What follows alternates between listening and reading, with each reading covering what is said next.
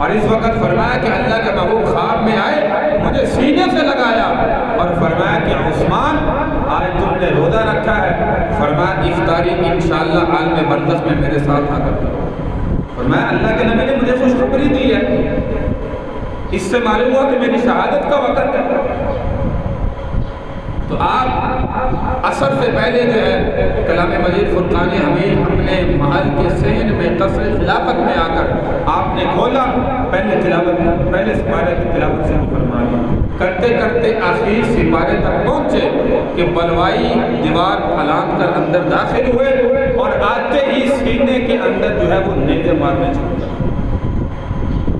40 دن بھوک پیاس کو برداشت کر رہے ہیں، اتنا بڑا ظلم جو ہے وہ کہیں پر نہیں، سینے میں آ کر سلاخیں اتار دی، نیزے مارنے شروع کر دیے۔ حضرت نائلہ رضی اللہ تعالی عنہا تشریف لائی، آپ کی بیوی ہیں، وہ بھی چھڑانے کی بڑی کوشش کی، اب ان کو بھی بلوائیوں نے جو ہے وہ مارنا شروع کر دیا، کہا ایسے بندے کو مارتے ہو جس کا اتنا بڑا مقام ہے، جس نے تمہیں بیر روما خرید کر دیا، جس نے مدینہ کے اندر فلاں فلاں کام کیے، اس بندے کو جو اللہ کے نبی کا پیارا محبوب ہے، فرمایا کچھ تو شرم کرو۔ لیکن بلوائی جو ہے وہ نہ رکے، اب باہر ان بلوائیوں کا پہلا اور اندر آ کر داخل ہو کر نعوذ باللہ کہ عثمان غنی رضی اللہ عنہ کو شہید کر۔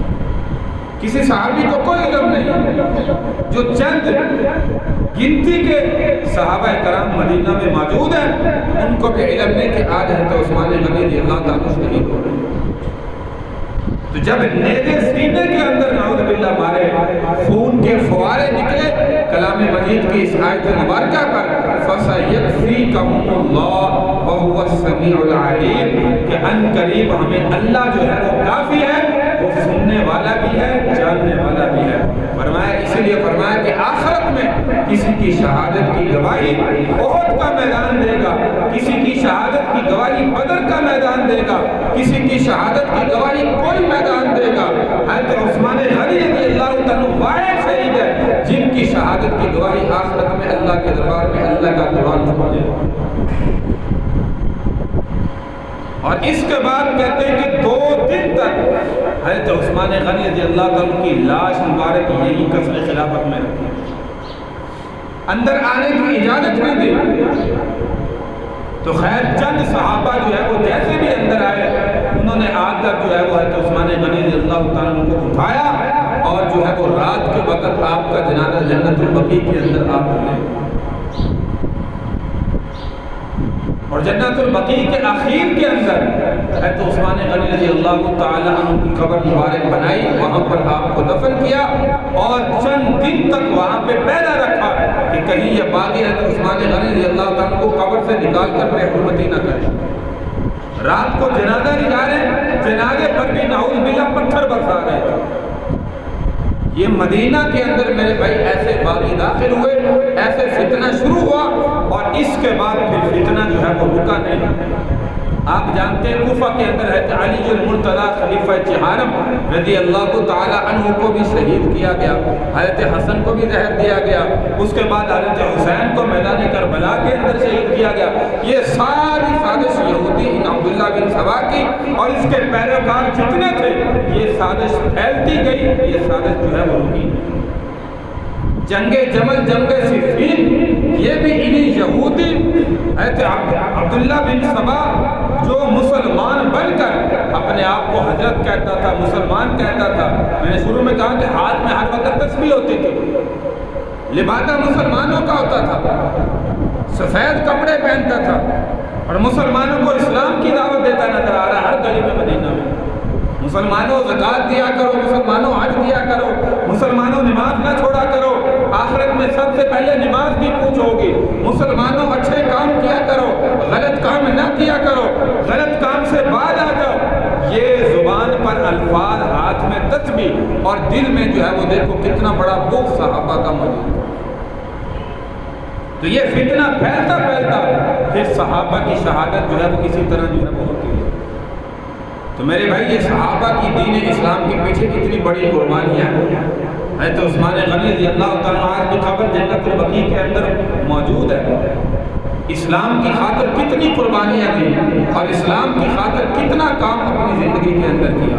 اللہ تبارک و تعالیٰ سے دعا ہے اللہ ہمیں بھی صحابہ کے نقش قدم پر چلنے کی جو ہے وہ توفیق عطا فرمائے۔ آج ہمیں کوئی تھپڑ مارتا ہے نا، ہم سے برداشت نہیں ہوتا، ہم کہتے ہیں اس کو قتل کر دیں۔ حضرت عثمان غنی رضی اللہ تعالیٰ کو اختیار دیا گیا، آپ صرف ہاتھ اٹھا کے بد دعا کریں گے اللہ ان کو زمین کے اندر غرق کر دے گا۔ لیکن حضرت عثمان غنی رضی اللہ نے فرمایا کہ نہیں، میں اس رائے کو پسند نہیں کرتا، میں دوسرا آپشن پسند کرتا ہوں کہ اس پر صبر کرو۔